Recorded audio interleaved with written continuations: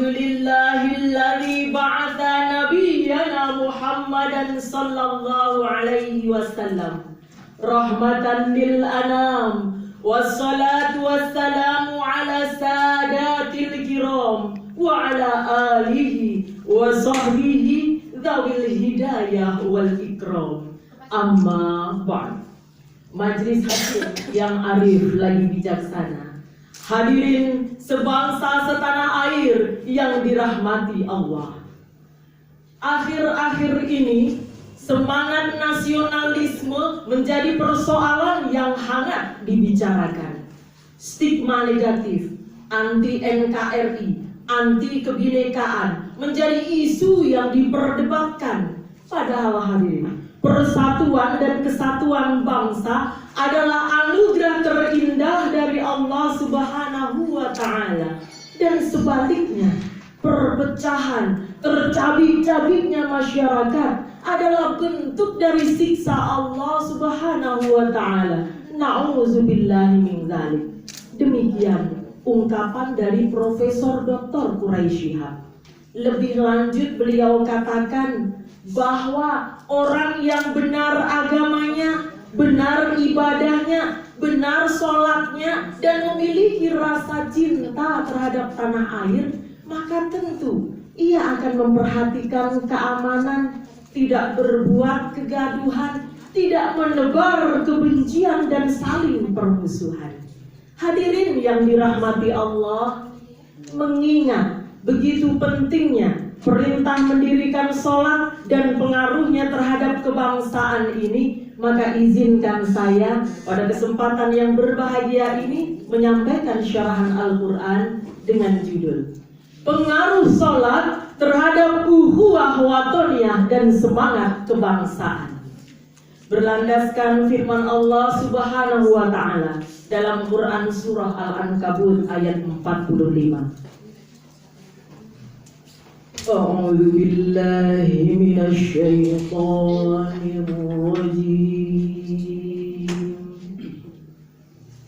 Bismillahirrahmanirrahim.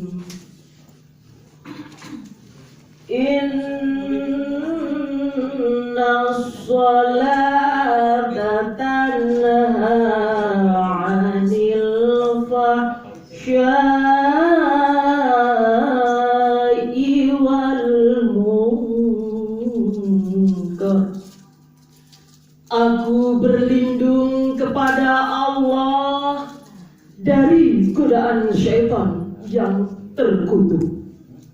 Dengan menyebut asma-Mu ya Allah yang Maha Pengasih, Maha Penyayang. Sesungguhnya sholat itu mencegah dari perbuatan-perbuatan keji dan mungkar. Hadirin yang dirahmati Allah, dalam surat yang barusan saya baca dan sama-sama kita dengarkan tadi, Allah telah meletakkan hubungan yang erat antara sholat dan pencegahan perbuatan keji dan mungkar. Ya, tentu saja hadirin, ayat ini sudah biasa kita dengar, bahkan tidak asing lagi di telinga kita. Namun masih jarang yang menjelaskan secara naratif mengaitkan antara ukhuwah watoniyah dan pencegahan perbuatan keji dan mungkar itu sendiri.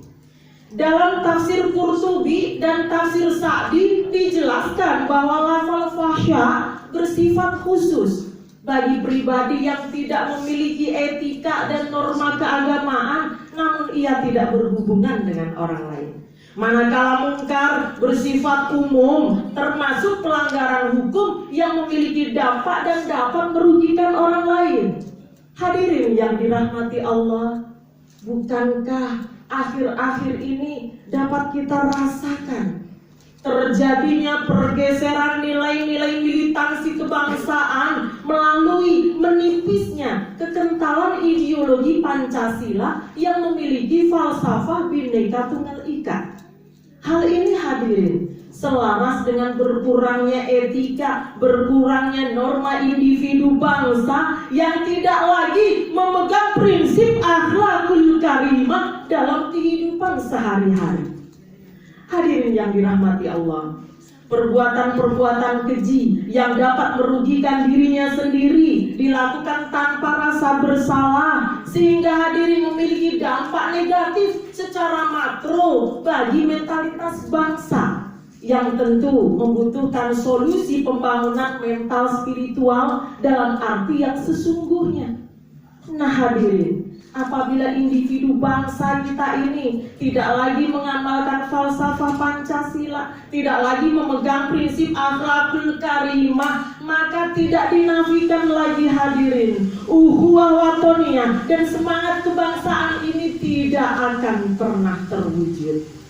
Hadirin yang dirahmati Allah, begitu juga kita lihat indikasi-indikasi perbuatan mungkar yang ditunjukkan fenomena rasial primordial yang dulu telah jauh berlalu namun kembali hadir mengambil andil dalam mengikis semangat ukhuwah watoniyah kita antara sebangsa dan setanah air.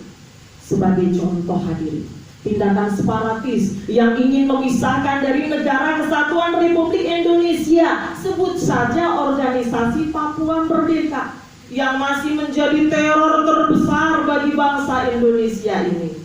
Ma'asyiral muslimin rahimakumullah, di samping lafal fahsya, lafal mungkar, Allah juga menambahkan lafal al-baghyu, yang artinya adalah perbuatan keji yang bersifat khusus namun juga merugikan orang lain, termasuk saling menghina, saling mencaci, bahkan tindakan-tindakan persekusi yang dapat memicu permusuhan yang dibenci oleh Allah Subhanahu wa ta'ala.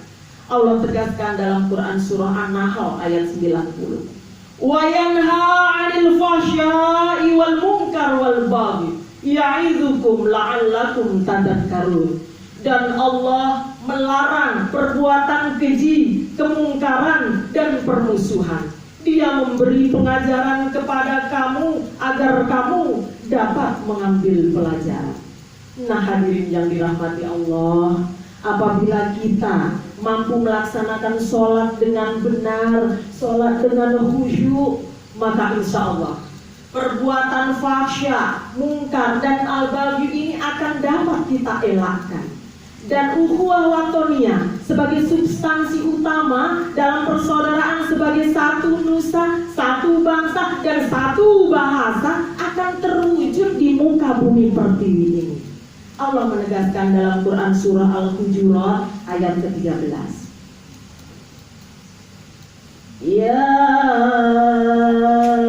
ayyuhan nasu inna khalaqnakum min dzakarin wa untha inna khalaqnakum min dzakarin wa untha wa ja'alnakum syu'uban wa qabaila lita'arafu inna akramakum indallahi atqakum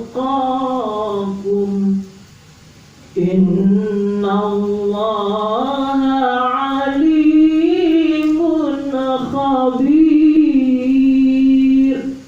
Shadaqallahul azim.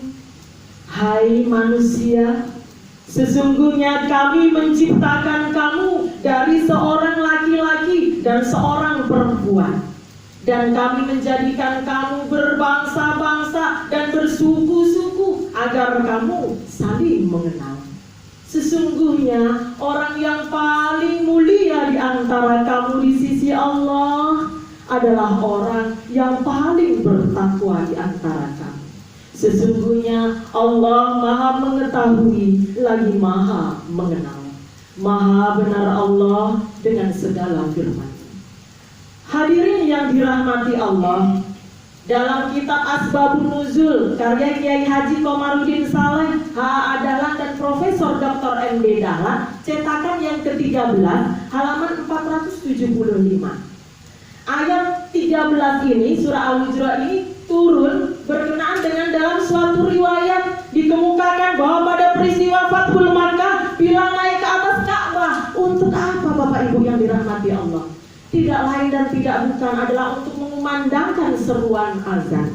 Maka berkata beberapa orang, apakah pantas kuda hitam azan di atas Ka'bah? Maka menjawab beberapa orang yang lain, sekiranya Allah membenci orang ini, maka pasti Allah akan menggantinya. Siapakah Bilal Bapak Ibu? Bilal bin Rabah adalah budak dari Umayyah, dimerdekakan oleh Abu Bakar As-Siddiq radhiyallahu anhu, diambil oleh Rasulullah sallallahu alaihi wasallam, diangkat derajatnya menjadi seorang muadzin pertama di Masjid Nabawi. Ayat ini hadirin menjadi penegasan bahwa tidak ada diskriminasi dalam Islam dan yang mulia adalah takwa. Diriwayatkan oleh Ibnu Abi Hatim bersumber dari Ibnu Abi Mulaikah. Selanjutnya Allah Subhanahu wa ta'ala menciptakan manusia berbangsa-bangsa, bersuku-suku, supaya apa Bapak Ibu? Ta'arafu. Dalam tafsir Jalalain karya Jalaluddin As-Suyuti dan Jalaluddin Al-Mahalli jilid 2 halaman 895, bahwa lafal ta'arafu berasal dari kata tata'arafu, yang maknanya adalah hendaknya kita saling mengenal, saling berbagi, saling melengkapi, saling berkontribusi, khususnya kita Bapak Ibu sebagai aparatur sipil negara dan juga anggota Korpri. Dan kita tidak boleh untuk membanggakan ketinggian nasab dan juga ketinggian keturunan. Dilanjutkan dalam penafsiran Sayyid Qutb dalam tafsir fi Dhilalil Quran jilid 3 halaman 421, bahwa warna kulit, suku, ras, bangsa, bahasa tidak ada dalam pertimbangan Allah. Dan yang ada hadirin hanya satu timbangan yang mampu menguji seluruh nilai dan mengetahui keutamaan manusia, yaitu ketakwaan. Sesungguhnya orang yang paling mulia di antara kamu di sisi Allah ialah orang yang paling bertakwa di antara kamu. Inna akramakum indallahi atqakum. Nah hadirin yang berbahagia, Dewan Hakim yang arif lagi bijaksana, apabila hal ini dapat terrealisasi dan terekam dengan baik dalam setiap individu bangsa, maka yakinlah Bapak Ibu, bangsa Indonesia ini akan menjadi bangsa yang maju, bangsa yang berprestasi, baik di mata rakyat maupun di mata dunia. Sebuah ungkapan yang menarik dari John F. Kennedy, Presiden Amerika Serikat yang ke-35. Ask not what your country can do for you, ask what you can do for your country. Jangan tanyakan apa yang dapat negara Anda berikan kepada Anda, namun tanyakan apa yang dapat Anda berikan kepada negara Anda. Bukankah hadirin masih segar dalam ingatan kita beberapa waktu yang lalu aksi heroik dari seorang anak berusia 13 tahun dari Kabupaten Belu Atambua, Nusa Tenggara Timur. Apa yang dilakukannya Bapak Ibu? Dia memanjat tiang bendera yang begitu tinggi tanpa mempertimbangkan keselamatan jiwanya. Tujuannya apa Bapak Ibu? Yakni agar bendera merah putih tetap berkibar di Nusantara. Mudah-mudahan ini menjadi inspirasi kita semua. Bahkan Menteri Pendidikan dan Kebudayaan kita, yakni Bapak Muhajir Effendi, beliau mengatakan bahwa ini adalah bentuk patriotisme zaman now.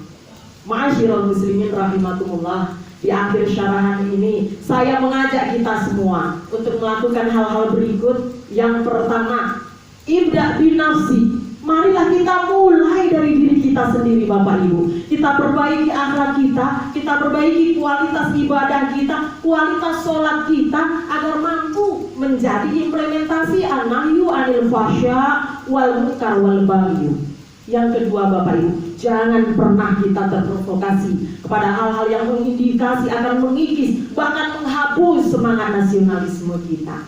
Dan yang terakhir, seharusnya kita mampu merubah paradigma berpikir.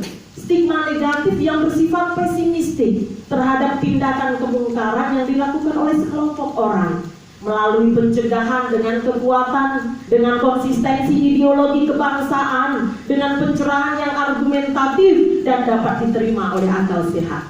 Sebagaimana hadis Rasulullah SAW, "Man ra'a minkum munkaran falyughayyirhu biyadihi, fa illam yastati' fa bilisanihi, fa illam yastati' fa biqalbihi, wa dzalika adhaful iman." Rawahu Muslim. Barang siapa yang melihat kemungkaran, maka rubahlah dengan tangannya. Maka jika ia tidak mampu, rubahlah dengan lisannya. Dan jika ia tidak mampu, rubahlah dengan hatinya. Dan itulah selemah-lemah iman. Hadis riwayat Muslim.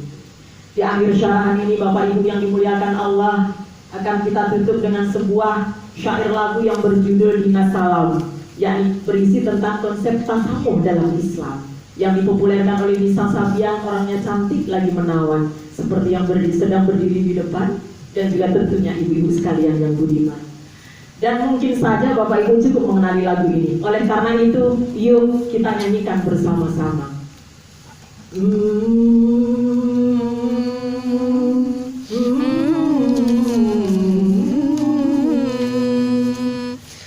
Illahazil ard matan fi masahah launa isila samaha intayasna bihub lau tadiril ardi nasin karliqam abtahiyah wa salam ansharu alal kalam zainu dunya tiram al-mahabbah wa ibtisam ansharu bainil anam hadahu dinas salam.